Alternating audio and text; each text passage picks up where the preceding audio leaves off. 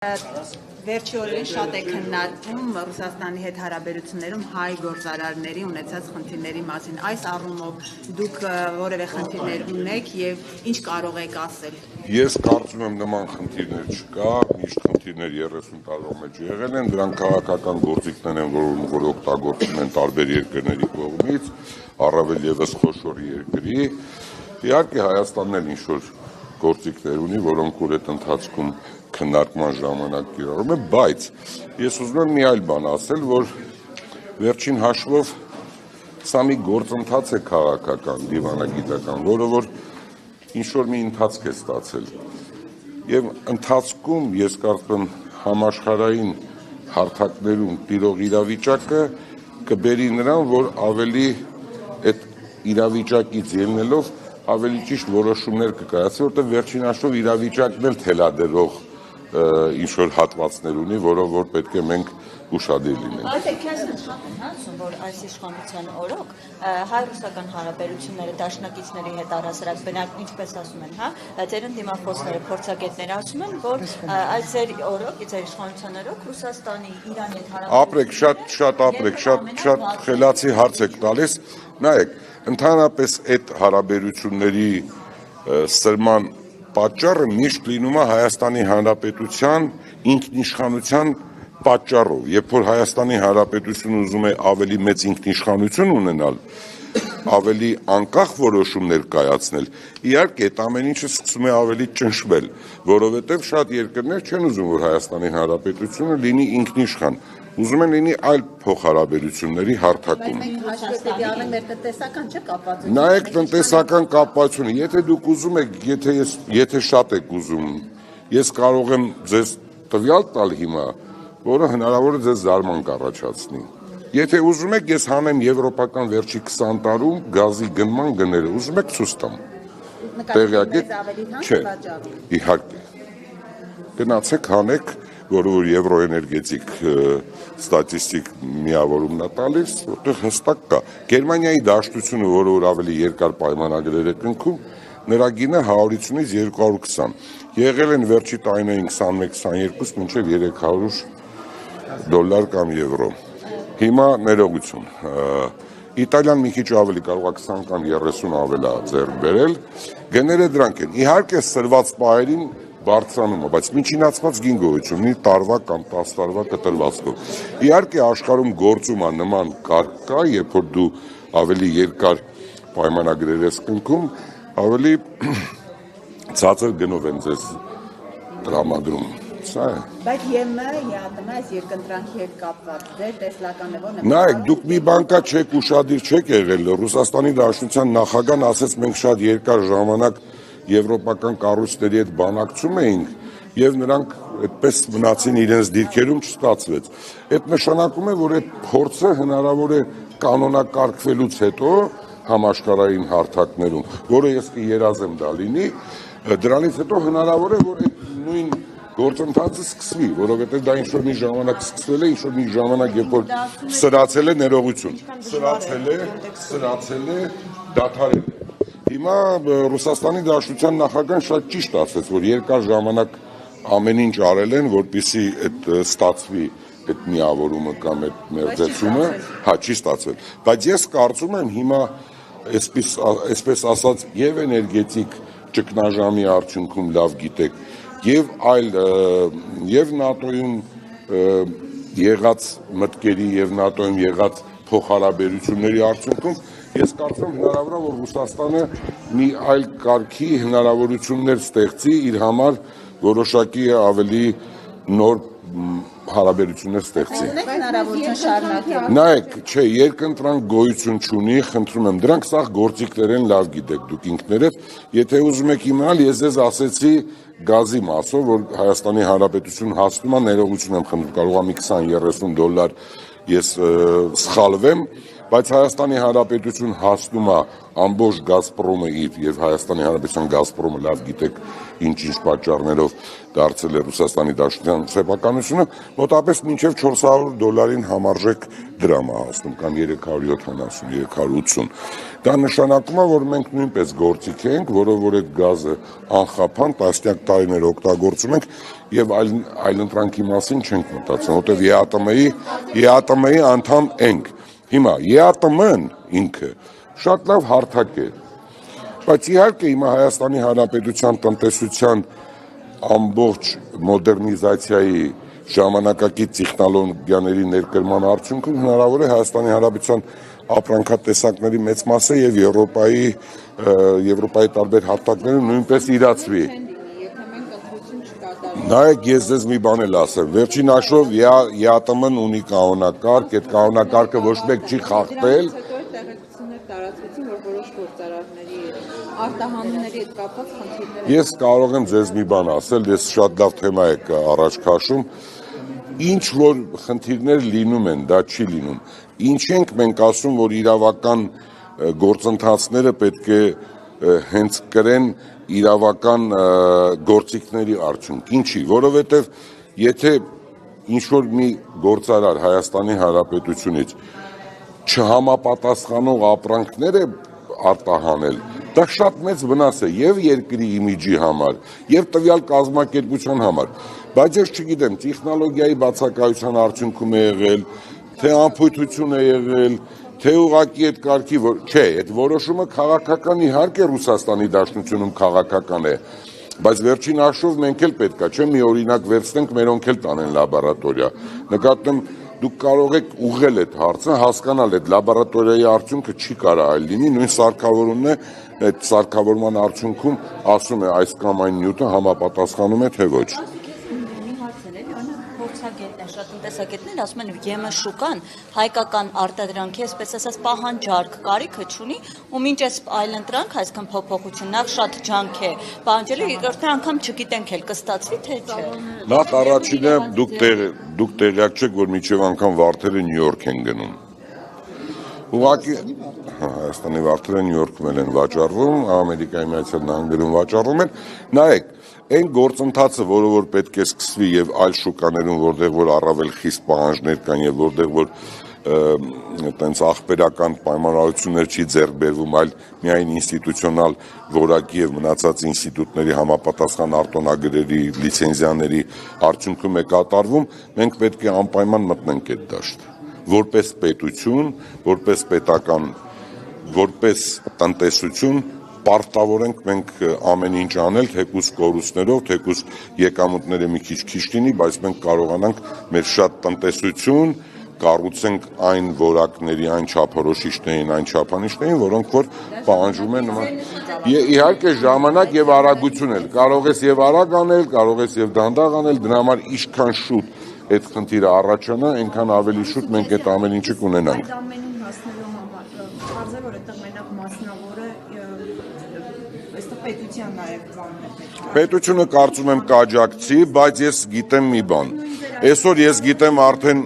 նայեք, ես արդեն գիտեմ, որ շրջանառու միջոցները բավականին, օրինակ եթե խոսքը վերաբերում, նայեք, գյուղատնտեսությունը սկզբունք ունի, հա,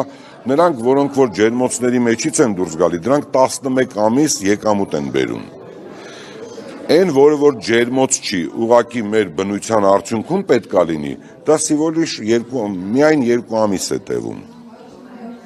Դրա համար ջերմոցների ինստիտուտն էլ այնպիսին է, որ կա 5+, կա 6+ արդեն տեխնոլոգիաներ։ Երբ որ դա դու ներես կրում այդ տեխնոլոգիան, դու չես էլ կարող խախտել, որովհետև խախտման դեպքում հնարավոր է մոտդ ոչինչ չստացվի։ Այդ բարձր վերջի ժամանակակից սարքավորումները ամբողջ աշխարհում էլ այդ սարքավորումը ամենավերջինն է։ Եվ դրանից դուրս եկած պրոդուկտը ամենամրցունակն է, ամենավորակյալն է։ Սիասյան ուժեղ Հայաստան կուսակցությունը իր նախընտրական քարտուղարի ընթացքում կարելի ասել արդեն հայտարարում է, որ տեղերի գներն է նվազեցնելու, եթե կա իշխանության փոքր ու միջին բիզնեսը չի հարկավոր, այ դուք որպես ոլորտի մասնագետ, նման բան հնարավոր է։ Նայեք, ես կարծում եմ դրանք սա քաղաքական հայտարարություններ են, որոնք որ 30 տարի բոլորս լսել են քաղաքական հայտարարություններ, եթե դուք հիշում եք, ինձ մի հատ տեսագրություն են ցույց տվել, որ 17 թվականի ընտրություններից առաջ էր, թե 13, որ ասացին 3.2 միլիարդ ներդրում են կատարել, եթե հիշում եք, կա դա։ Դրանք քաղաքական հայտարարություններ են, դրանք ոչ մի հիմքեր չունեն, ինքներդ լավ տեսնում եք, որ չկա այդ հնարավորությունը եւ ընդհանրապես դա մարսելու համար այդ կարգի գումարներ կամ այդ կարգի աշխատատեղեր, դա ուղղակի, չգիտեմ, հնարավոր չէ փոքր բիզնեսը հարկերից ազատել, ինչպես իրենք են առաջարկում։ Նայեք, փոքր բիզնեսը դա այն ճանապարհն է, որով որ մեծ բիզնեսը սկսում է եղել այդպիսի բան Հայաստանի Հանրապետությունում, եթե հիշում եք, ես դա 2000-ական թվականներին ես եմ այդ օրենքի հեղինակներից մեկը եղել, կառավարության հետ աշխատել ենք, պարզեցված հարկ կար, եթե հիշում եք։ Այդ պարզեցված հարկով ասեցինք այն փոքրիկ խանութները, փոքրիկ արտադրությունները, որպեսզի անձեռնամխելի լինեն, որովհետև խոշորները ինչ-որ մի ձևի ճնշում էին գործադրում, այդ փոքրները փակվում էին, որպեսզի խոշորանար։ Ես ինքս այդ առաջարկը արեցի պարզեցված հարկի, հետո ես չեմ եղել Հայաստանում 2007-ից հետո որոշակի փոփոխության էին ենթարկել, երբ որ հարցեցի ինչ եք այս ձևի փոփոխել, ասացին, որ խոշորները սկսել են օգտվել այդ հնարավորությունից։ Երբ որ ցանկացած գործունեություն չի հարկվում, այդ նշանակում է, որ ինքը ճանապարհաբացում ստվերի։ Հիմա եթե դուք գիտեք բոլորդ արդեն երկար տարվա լրագրողներ եք, հիշում եք, երբ որ ասում էին ազատ տնտեսական գոտի։ Ես ասում եի, կասեք ինձ դրա ինչ է նշանակում ազատ տնտեսական գոտի, ոչ մեկ չէր կարողանում։ Ասում լավ է, ազատ տնտեսական գոտիում ավելացած արժեքի հարկ լինելու, ասում հա։ Ասում եմ եկամտահարկ լինելու, ասում այո, ասում բա ի՞նչն է ազատ, ասում դե ազատ տնտեսական գոտի է։ Չէ, ինձ հասկացաք իմաստը։ Կառավարությունները պարզապես հիմա ասում են թողենք փոքրը առանց հարկ աշխատի, գա աճի մեծանա, դառնա միջին կամ մեծ նոր հարկ վճարի։ Նայեք մի բան ասեմ, եթե փոքր առանց հարկ աշխատի, ինքը արդեն իր ընկերոջը, որը որ արդեն փոքրից մեծացել է, նրան խանգարելու է, որ նա ավելի չմեծանա։ Որովհետև չի կարա մի դաշտում մեկը հարկ վճարի, մյուսը չէ, դա անհնար բան է, այդպիսի էկոնոմիկա գոյություն չունի, դուք ինքներդ լավ հասկանում եք։ Հիմա դուք առանց որևիցե ծախսի ապրեք, մի ուրիշը ծախսով, երկուսդ էլ նույն աշխատավարձը ստացեք։ Ինչ որ X ժամանակ հետո ինքը մրցունակ կլինի, դուք ոչ։ Կա, ես ուղղակի ճշտելու համար ձեր ընտանեկան բիզնեսում կա ինչ-որ բան, որ արտահանվում է, եթե այո, որ երկիր։ Ես մի բան ասեմ, հավատացած եղեք էլի։ Ես ինքս ինչքան որ հիմա ես շատ եմ երազում, որ շուտ վերջտամ գնամ մի քիչ զբաղվեմ տնտեսությամբ։ Ընդհանրապես վերլուծությամբ զբաղվում եմ,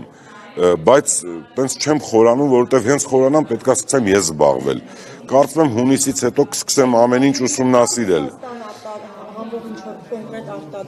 Ռուսաստանի Դաշնության հետ կա իհարկե հարաբերություններ, կա տնտեսության հետ կա հարաբերություններ, իհարկե դուք շատ խելոք հարց եք բարձրացնում, որ հնարավոր է ռուսական տարբեր կառույցների կողմից դեռ այդպիսի բաներ չկան։ Նկատի ունեմ ձեր, չգիտեմ ինչ արտադրանք է, դրա համար եմ հարցնում, ստանդարտները այնպիսին են, որ օրինակ կարող Դե իհարկե մի բան ասեմ, էլի, ես ձեզ մի բան ասեմ, այդ Հայաստանի Հանրապետության, այն էլ Հայաստանի Հանրապետության այս իշխանությունների աջակցության արդյունքում բավականին շատ սարքավորումներ են ներկրվել Հայաստան, որոնք որ մրցունակ սարքավորումներ են, եւ այդ սարքավորներից դուրս եկած արդյունքը բավականին մրցունակ է եւ համապատասխանում է։ Հիմա Եվրոպայում ուղղակի մարքեթինգային ծախսերն են շատ, Եվրոպայում ուղղակի այդ կարգի համակարգերի հետ պայմանավորվելն է։ Օրինակ ես գիտեմ, որ մի խնդիր գոյություն ունի, որ մերոնք պետք է համախմբվեն լուծեն, որն է Հայաստանի Հանրապետության կառավարությունը կարծում եմ պետք է աշխատի տնտեսվարողների հետ, այդ որ խնդիրն է։ Եվրոպայում այնպիսի համակարգված իրացման համակարգեր է ստեղծված, որ ասում են ձեր ծավալները հայկական այդ տարբեր պիտակներով մենք չենք կարողանալու դա մեր սպառողին հասցնենք, որովհետև այնքան մեծ է պահանջարկն ու ծավալը, եթե դուք տակ կարողա 10 կամ 20 սուպերմարկետի մենք կարողանանք ապահովենք, կկորելու է։ Դրա համար իրանք մինչև անգամ առաջարկ էին նախկինում արել, որ թեկուզ հայկական բոլոր արտադրանքների վրա ինչ-որ մի չափ լինի, որը որ բոլորինը նույնը լինի, այդ գույնը կամ այդ դիզայնը, դիզայն ինչ-որ մի, որ մարդը կարողանա, օրինակ տեսեք, Գերմանիայի Դաշնությունում ոնց են տարբերում ապրանքը։ Գերմանիայի Դաշնության հասարակության համար գերմանական ապրանքը պաստելային գույներ է։ Օրինակ իտալականը ավելի վառ գույներ է։ Ֆրանսիականը մի քիչ ավելի, իմաստը հասկացաք, չէ՞։ Հա, գերմանացին ինչ արի, ասում է գերմանացի, նայ, դուք սիրում եք պաստելային գույնը, այս պաստելայինով բոլորը գերմանական ապրանքներ են, որ մարդը մտնի, արդեն ինքը դժվար ման չգա։ Մանսուկյասյան, ձեր չառաջադրվելը ձեր որոշումն է, թե քաղաքական թիմի հետ է Որոշումն ա եղել, ես քաղաքական թիմի հետ ոչ մեկի հետ չեմ քննարկել, դե չեմ ուզում, ես համարում եմ, որ ավելնող տեղն եմ այս ժամանակը ծախսում, ավելի ճիշտ կլինի նստեմ ինչ-որ օրինակ վերցնենք նույն այդ գնել ես գազին, ես երեք նստել եմ աշխատել եմ իրեն, ուղղակի չեմ ուզում տենց ֆիքսված ասեմ, կարող եք դուք ինքներդ գնալ եվրոպական տենց բաց բաներից վերցնել այդ ստատիստիկ։ Ոչ չեմ քննարկել, Նիկոլ Փաշինյանի հետ չեմ քննարկել, ասեմ ոնց ա եղել։ Այստեղից ինձ դուք եք թե ով էր հարցազրույց եք վերցրել, դա դարձել է բոլորի համար չեպազրույցից հետո։ Կներեք, սրա հետ կապված սա արդյոք վարչապետի այն հայտարարության տիրույթում չէ ձեր չառաջադրվելը, որ ասում էր չպետք է գործարարները օլիգարխները։ Նայեք մի բան ասեմ, ես նոր էլ հայտարարություն արեցի, որ հարուստ մարդ պետք չի։ Ես մի մանդատ ունեի, մի կոճակ։ Ես ասում եմ իշխանությունը չլինի հարուստ մարդկանց։ Մանդատ կարող է փորձով մեկը պիտանի լինի, գա ինչի՞ չէ։ Բայց երբ որ ուզում են իշխանություն վերցնեն, ես կարծում եմ դա արդեն ինքը մասնավորի գիտակցություն, նայեք, ես այս վերջերս մի հետաքրքիր բան եմ ասել, չգիտեմ նկատել եք թե չէ։ Տնտեսվարողի գիտակցությունը,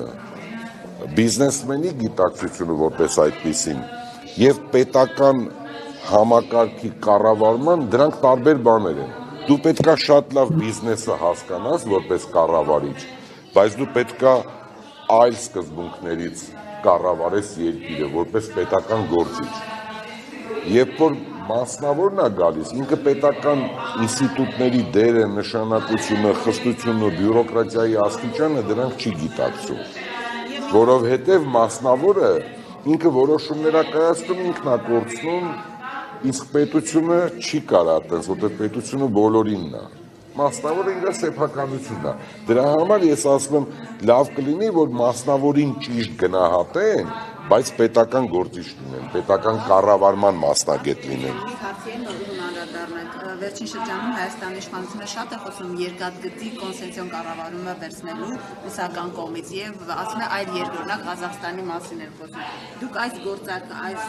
քաղաքականությունը ինչպես եք գնահատում, արդյոք պետք է այս բանը վերցնել։ Նայեք, ես կարծում եմ դա եւ ռուսների համար է ձեռնտու, որովհետեւ ես գիտեմ, որ այսօր բավականին ֆինանսական եւ տարբեր խնդիրներ կան, ցանկալի է ինչի, որտեղ Ռուսաստանի հետ կպնելու ենք մենք մեկը ինչ-որ մի տեղով։ Եվ լավ կլինի, որ Ռուսաստանը ճիշտ որոշում կայացնի, այդ փոխհարաբերությունները ստեղծի, մեկը Ռուսաստանը նույնպես շահելու է, որտեղ տարածաշրջանը սկսելու է շնչել բավականին այլ երկրներից, որ պատկերավոր չէր, օրինակ Հնդկաստանից ապրանք է գալու Հայաստանով անցնի, որտեղ Ռուսաստանն էլ է մաս ունենալու, չգիտեմ, ինչ-որ սերծովով է գնալու կամ մի տեղով կամ Եվրոպայով, բայց Ռուսաստանը նույնպես տարածաշրջան է։ Ես չգիտեմ, այդ գիտակցությունը կլինի թե չէ, որ տարածաշրջանը պետք է ամեն ինչ անենք Հայաստանը։ Դուք նայեք 50-ական թվականներին Եվրոպայի որոշումները, Եվրոպական միության ստեղծման եւ մնացած ազատականացման, սահմանների բացման, ավելացած արժեքի այդ ձևերով կիրառման եւ մի ազգային դրամի անցնի եվրոյի։ Ճիշտ որոշումներ ա եղել, ասեք։ Քյասյան, իսկ բենզինի հետ կապված ներկրումը Ադրբեջանից ստաբիլ է արդեն, թե նկատի Ադրբեջանը բենզինի գործարան չունի, ես ինչքան գիտեմ, որ վերամշակող գործարան բենզինի նավթամթերքի ունի։